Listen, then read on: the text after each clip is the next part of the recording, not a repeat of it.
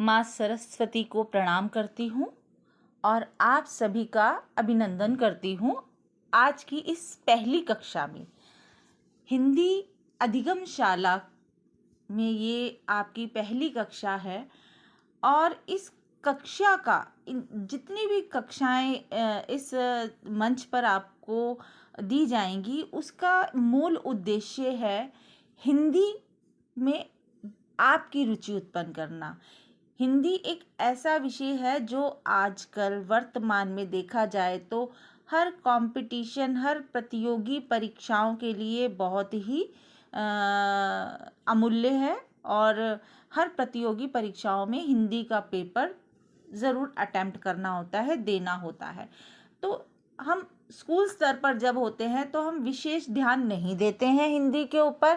हम सोचते हैं कि हम तो पढ़ लेंगे, हमें आती है। हम सोचते हैं हमें जो भाषा हम बोलते हैं ना, उस भाषा को तो हम 2 मिनट में करके उसका पेपर हम आ जाएंगे। मगर जब परेशानी कब आती है, जब आप परीक्षा भवन में बैठते हैं और आपके समक्ष प्रश्न पत्र होता है, तब आपको महसूस होता है कि जो आपको पढ़ना चाहिए था या जिस समय आपको पढ़ना चाहिए था, आपने अपना पूरा योगदान नहीं दिया और उस समय परीक्षा भवन में आपको बहुत ग्लानि महसूस होती है ना। तो वो चीज़ ना उत्पन्न हो, इसलिए ये जो कक्षाएं हैं, ये जो इस मंच के माध्यम से आपको कक्षाएं दी जाएंगी, वो आपकी हिंदी भाषा से संबंधित सभी समस्याओं का निवारण करने के लिए दी जाएंगी। मतलब आपको हिंदी विषय में जहाँ भी परेशानी आती है, जिस भी टॉपिक पर आपको पेपर में एग्ज़ाम जब देते हैं, व्याकरण के स्तर पर या फिर साहित्य के स्तर पर आपको जहाँ भी परेशानी आती है, उस समस्या का समाधान आपको इस प्लेटफॉर्म पे मिल जाएगा। यहाँ पर जितनी भी प्रतियोगी परीक्षाएं होती हैं, चाहे वो आप सीटेट ले लीजिए, टेट ले लीजिए, एस्टेट ले लीजिए, यूपी टेट ले लीजिए, यूजीसी नेट ले लीजिए, यूपीएससी का प्रीलिम्स जो हिंदी के लिए देते हैं, उनके लिए ये कक्षाएं बहुत उपयोगी साबित होंगी, क्योंकि यहाँ पर आपको सिर्फ पढ़ाया ही नहीं जाएगा, बल्कि वो सभी मुख्य प्रश्न, इम्पॉर्टेंट प्रश्न आपको दिए जाएंगे, उसकी प्रैक्टिस आपको करवाई जाएगी। जो अधिकतर प्रश्न पत्रों में पूछे जाते हैं या परीक्षा में पूछे जाते हैं, उन सभी प्रश्नों की यहाँ पर आपको तैयारी दी जाएगी और 100% जो आपको कक्षा में पढ़ेंगे, आपको वो प्रश्न ज़रूर आएंगे एग्जामिनेशन में, आपकी परीक्षाओं में। ये आप कंफर्म कर लीजिएगा। यहाँ पर जितने भी आपको प्रश्न दिए जाएंगे, उनमें से 100% आपके प्रश्नों के आने की संभावना होती है। दूसरी बात, मेरे बहुत से जो विद्यार्थी रहे हैं, जो बच्चे मुझसे पढ़ते हैं या पढ़े हैं, या जिन्होंने प्रतियोगी परीक्षाएं दी हैं, या जिन्होंने इंटरव्यूज़ क्रैक किए हैं, क्योंकि हिंदी जब शिक्षण करते हैं, जब हम हिंदी अध्यापक के लिए कहीं भी हम साक्षात्कार देने जाते हैं, तो वहाँ पर आपको हिंदी भाषा और साहित्य से संबंधित प्रश्न पूछे जाते हैं। आपको पुस्तकों से संबंधित प्रश्न पूछे जाते हैं जो कक्षाओं में लगी होती हैं। आपको एनसीईआरटी से संबंधित प्रश्न पूछे जाते हैं, एनसीईआरटी पुस्तकों से संबंधित प्रश्न पूछे जाते हैं जो उन विद्यालयों में या कक्षाओं में लगी हुई हैं, हिंदी की पुस्तकें। तो आपको यहाँ पर उन सभी प्रश्नों को भी बताया जाएगा जो आपको साक्षात्कार में पूछे जाते हैं। तो मेरे बहुत से ऐसे विद्यार्थी हैं, मेरे बहुत से ऐसे मित्र, शुभचिंतक हैं, जिनकी जो है नौकरियां लगी हैं, और जो उन्होंने मुझसे पूछा था वही उनसे साक्षात्कार में पूछा गया। तो यहाँ पर आप निश्चिंत हो जाइए। जितने भी प्रश्न आप करेंगे, यहाँ पर प्रैक्टिस के तौर पर, प्रैक्टिस के रूप में आप यहाँ पर जितने भी प्रश्न करेंगे, आपको 100% उन प्रश्नों में से ज़रूर प्रश्न पूछे जाएंगे। इसलिए इन कक्षाओं का अगर आपको लाभ उठाना है तो आप इस नए चैनल को, जो अभी फ़िलहाल मैंने बनाया है सिर्फ और सिर्फ हिंदी शिक्षण के लिए, हिंदी शिक्षण वो भी 12वीं 10वीं, UPSC, NET, CTET, HTET, UPTET, इन सभी परीक्षाओं के लिए ये एक मुख्य मंच बना है आपका। तो इसको ज़रूर फॉलो करिए, ज़रूर इसको सब्सक्राइब करिए, ज़रूर लाइक करिए, और नहीं भी करते तो इन कक्षाओं के साथ बने रहिए, इनको देखिए और लाभ उठाइए। तो यही एक मेरा आपको संदेश होगा। अब यहाँ पर जो है मैं आपको आज का जो विषय आपके समक्ष प्रस्तुत करने वाली हूँ वो है वर्णमाला से संबंधित। देखिए, जो वर्ण विचार होता है वो हर भाषा की एक नींव होता है, एक कड़ी होती है ना। किसी भाषा को सीखने के लिए हमें उसके नियमों को, उसके जो है जो व्याकरण है, उस भाषा की व्याकरण को जानना बहुत ज़रूरी होता है। तो वर्ण विचार या वर्णमाला से आपको ज़रूर परिचित होना है। अगर आप हिंदी सीखना चाहते हैं, हिंदी का पेपर अटेम्प्ट करना चाहते हैं, सही तरह से हिंदी शिक्षण में रुचि रखते हैं, तो आपको वर्णमाला से परिचित होना अनिवार्य है। क्योंकि जब आप आगे जाएंगे, आप बच्चों को पढ़ाएंगे, तो आपको ही वर्णमाला नहीं आएगी तो आप किस तरह से बच्चों को शब्द बनाना सिखाएंगे, या उच्चारण स्थान बताएंगे, या फिर उनको क्या सिखाएंगे, है ना। जब आप सीखे हुए होंगे, जब आपको सब कुछ पता होगा, तभी आप अपने बच्चों को कुछ अच्छा दे पाएंगे, कुछ सही दे पाएंगे। नहीं तो आप गलत पढ़ाते जाएंगे, गलत पढ़ते जाएंगे, और गलत सीख के ही वो आगे बढ़ते जाएंगे। आगे आएंगे तो जब उन्हें अपनी गलती का एहसास होगा, नहीं हमने तो अपनी कक्षाओं में यही पढ़ा था, तो क्या हमने गलत पढ़ा था, तो हमारी अध्यापकों के प्रति भी जो हमारी मनोभावना होती है, हमारी सोच होती है, वो बदल जाएगी। तो हमें अपने आप को निखारना है। अधिगम सबसे पहले सीखना होता है एक शिक्षक को, है ना। शिक्षक को सदैव अध्येता बने रहना है, हमेशा उसको शिक्षक नहीं बने रहना, छात्र भी बनना है। तो मतलब पूरा जीवन हम सीखते ही हैं, चाहे हम शिक्षक हों और चाहे हम छात्र हों, हम सीखते ही हैं अपने अंतिम समय तक। आपने देखा होगा रावण अपने अंतिम समय तक सीखता ही रहा था। तो हर व्यक्ति अपने अंतिम समय तक, अंतिम सांसों तक सीखता ही है। तो यहाँ हम वर्ण विचार की बात कर रहे थे, वर्णों की बात कर रहे थे, वर्णमाला की बात कर रहे थे। तो भाषा की सबसे छोटी इकाई वर्ण ही होते हैं। भाषा में उच्चारित होने वाली ध्वनियों के लिए बनाए गए लिपि चिन्हों को ही हम क्या कहते हैं, वर्ण कहते हैं। और ये भाषा की सबसे छोटी इकाई है, ठीक है। और इन्हीं वर्णों को मिलाकर हम क्या बना देते हैं, शब्द बना देते हैं। वर्णों को मिलाकर ही हम शब्द बना देते हैं। जैसे आपको एक उदाहरण देती हूँ कि किस प्रकार से हम शब्द बना देते हैं। आपने देखा कि ये च वर्ण है, अगर इसके साथ हम ल वर्ण हम जोड़ देते हैं तो हमें पूरा शब्द क्या मिलेगा, चल। तो हमें पूरा शब्द क्या मिला, चल।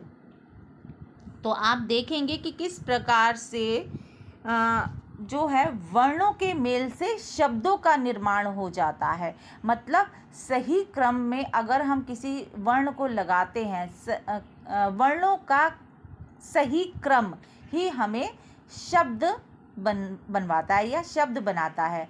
तो व्यवस्थित क्रम ही वर्णों का हमारे सामने क्या लेकर आता है, एक शब्द, है ना। एक जो है कहते हैं शुद्ध शब्द लेकर आता है हमारे सामने, जिसका कोई मीनिंग होता है। तो आप ध्यान रखिएगा, क्रमों का व्यवस्थित रूप ही शब्द निर्माण की प्रक्रिया में सहायक होता है। तो वर्णमाला में आपको यही समझना होगा कि वर्ण क्या है, वर्ण कितने प्रकार के होते हैं, उनके प्रकारों का हिंदी भाषा में क्या महत्व है, क्या उद्देश्य है, क्यों हम वर्णमाला सीखते हैं। तो जब हम वर्णमाला की बात करते हैं तब हम किन की बात करते हैं, तब हम बात करते हैं स्वरों की और व्यंजनों की। हम किसकी बात करते हैं? स्वर की बात कर रहे हैं, और हम किसकी बात कर रहे हैं? व्यंजन की बात कर रहे हैं। तो यहाँ ध्यान देना होगा कि स्वर क्या है। हमें सबसे पहले ये है पता लगाना है कि स्वर क्या है, तभी तो हम आगे व्यंजन को सीखेंगे। तो स्वर क्या है, तो ये मुख्य बात होती है। आपने देखा होगा कि जो हमारी हिंदी वर्णमाला में स्वर हैं वो अंग्रेजी स्वर जो वर्णमाला है उससे ज़्यादा है।